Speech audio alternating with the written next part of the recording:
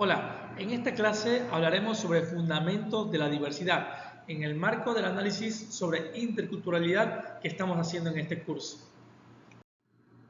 Para hablar de interculturalidad es necesario pasar de la idea de la cultura para abrigar la noción y el reconocimiento de las culturas. Cuando hablamos, por ejemplo, de cultura humana, debemos referirnos a las culturas humanas en reconocimiento de que todas aquellas, e incluso aquellas que sean diferentes a la nuestra, siguen siendo culturas de alguna manera equivalentes o válidas. Se reconoce que todos los grupos humanos tienen una cultura, por lo menos una, e incluso varias. ¿Por qué? La palabra cultura viene de cultivo, que está relacionado con la tierra. Por lo tanto, tenía relación con cómo la gente y los grupos humanos construían una forma de relacionamiento y unas formas de vida a partir de su relación con la tierra, con la reproducción de la vida, con la agricultura, con la construcción de las casas, de la sociedad, con respecto a la alimentación y por lo tanto las relaciones económicas básicamente y luego también las relaciones del día a día que iban construyendo. Y a ese entramado muy específico a partir de sus condiciones climáticas, contextuales e históricas le llamamos entonces cultura. Sin embargo, su concepción ha cambiado. Por un lado, se ha planteado cultura como sinónimo de civilización, planteando esta escala que ya habíamos hablado en la clase anterior, de diferencias de naturaleza, como que hay unas culturas más importantes o desarrolladas que otras.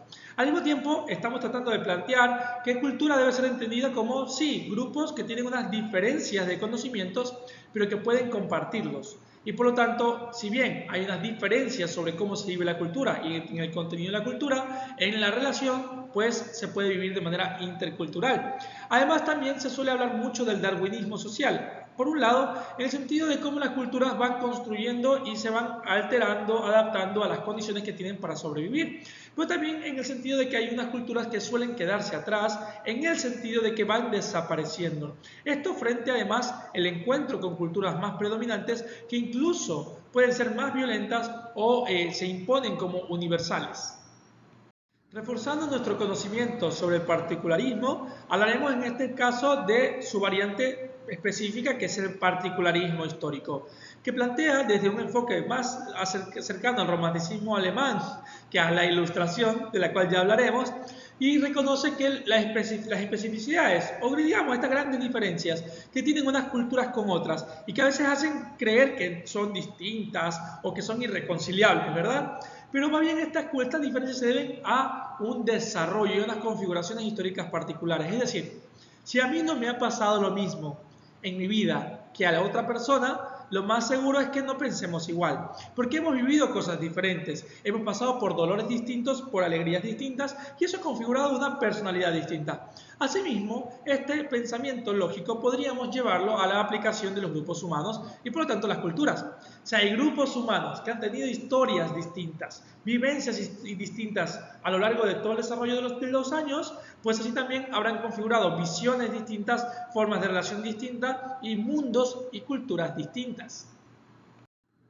Esta relación entre los conceptos del universalismo y del particularismo es por lo menos interesante para Joaquín Beltrán, autor del texto que estamos estudiando. Porque por un lado, claro que existen características universales en todas las culturas. Es decir, todas las culturas tienen formas de comunicación, tienen, digamos, mecanismos de transmisión intergeneracional y algunas características que hace ver que sí es posible hablar de características o de condiciones y fenómenos de cultura de manera universal. Por lo tanto, claro, las culturas son un fenómeno universal. Sin embargo, su contenido y formas sí que son variables y particulares. Esto digamos que es la solución comprensiva que le da el autor a este conflicto. Por un lado, el universalismo ¿sí? se ha usado como una extensión e imposición de una civilización sobre otra. Incluso pensemos en las formas de colonización e imperialismo de los siglos XV y XVI, en donde se planteaba esto incluso como algo beneficioso para las culturas primitivas, pese a todo el derroche, digamos, de violencia y de control. Y frente a esto también se basaba en la Ilustración. La Ilustración planteaba que era necesario acabar con las costumbres y tradiciones diferentes como progreso y racionalidad, ya que el gran boom de la época, que era el descubrimiento del método científico, además muy abrigado en esta idea de esperanza o fe en la ciencia, planteaba el fin de la historia. Es decir, que todos llegaríamos, sin importar nuestra diferencia cultural, a el mundo de la racionalidad, de la ilustración y de la ciencia. Y por lo tanto, entre más rápido lleguemos a él, pues mejor. Así, las culturas que no abrazaban, digamos, esta visión occidental, europea, de ciencia y sociedad, tenían que llegar a ella a como de lugar. Otros aspectos a analizar son el relativismo cultural como postura o el etnocentrismo como postura contraria.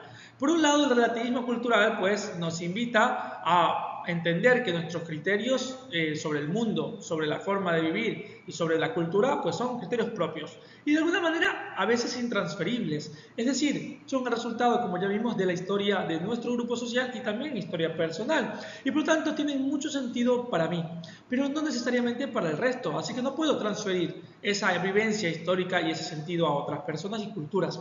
Pero por lo tanto también entiendo que la propia de ellos tiene sentido y que no es fácilmente transferible para mí. Por lo tanto, la moralidad, los valores y las creencias están en una lógica y racionalidad propias. Tienen sentido en mi mundo, tienen sentido en mi cultura y no por eso deben ser universales o impuestas a otras personas con otro sentido y otra historia. El etnocentrismo, que es lo contrario a este relativismo cultural, hace que interpretemos al otro, a la otra persona, desde nuestro propio punto de vista cultural. Y entonces ahí sí que tenemos un conflicto, porque no puedo descifrar, comprender y reconocer a la persona desde que tiene una cultura y una vivencia histórica distinta desde la mía particular. Esto más bien le pondría en una posición de ser incomprensible e incluso rechazado. Y frente a esto, nos encontramos con que las culturas no son reconocidas como equivalentes o como igualmente válidas, pese a sus diferencias. Porque es necesario para esto entonces también hablar de diversidad cultural, pero también hablar de poder. El poder nos plantea que hay una relación de desigualdad, en donde se tiene acceso a unos recursos, recursos políticos, recursos económicos, recursos de legitimidad, religiosos, recursos de control, sobre todo, por parte de unos grupos que van a imponerse en el espacio social como los únicos o los universales. Esto nos habla de cómo el poder tiene una relación directa con el reconocimiento de nuestras formas de vida y de nuestras formas de entender el mundo y lo que nos ocurre. Es decir, la capacidad de que unos hayan podido imponerse como civilizados frente a otros. Porque además no es que ha habido un consenso o una convención de todas las culturas en la cual se ha reconocido una cultura superior, sino que la cultura superior es la que ella misma se ha denominado como superior a través de sus mecanismos de poder. Hablemos, por ejemplo, de los procesos de guerras y de invasiones y conquista por parte de estas estrategias coloniales históricas. Pero tanto también, no solamente hablemos como la imposición del poder, de este poder coercitivo o este poder bélico o político directo que conocemos como este poder fuerte o poder duro, también habría que hablar del poder blando. El poder blando es aquel que sin fuerza, sin violencia, logra imponerse dentro de nuestras formas de pensar. A esto le llamamos cultura como ideología. Es decir, la idea de que hay un centro y una periferia, en donde el centro es donde todos queremos llegar. Y justamente ese centro ha sido calificado como centro por parte de una cultura que ha logrado posicionarse de manera ideológica, de una manera, digamos, propagandística y de una manera incluso a través de los campos académicos como superior. Y por otro lado también esta relación de civilizado salvaje.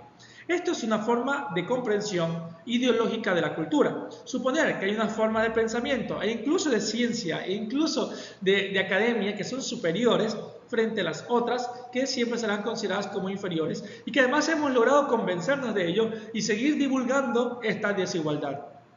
Pero frente a esto, la diversidad pues plantea una negociación de valores. Es decir, puede ser que tengamos esa ideológica ya planteada como la ciencia occidental, como la única verdad frente a la medicina, por ejemplo, autóctona u originaria, pero en el día a día es necesario hacer una negociación de valores, porque en el día a día la gente vive, si lo que nos interesa es la salud de la gente, entonces tendríamos que reconocer que la gente vive no solamente la cultura y la medicina occidental, sino que vive sobre todo la medicina ancestral propia o de otras formas culturales.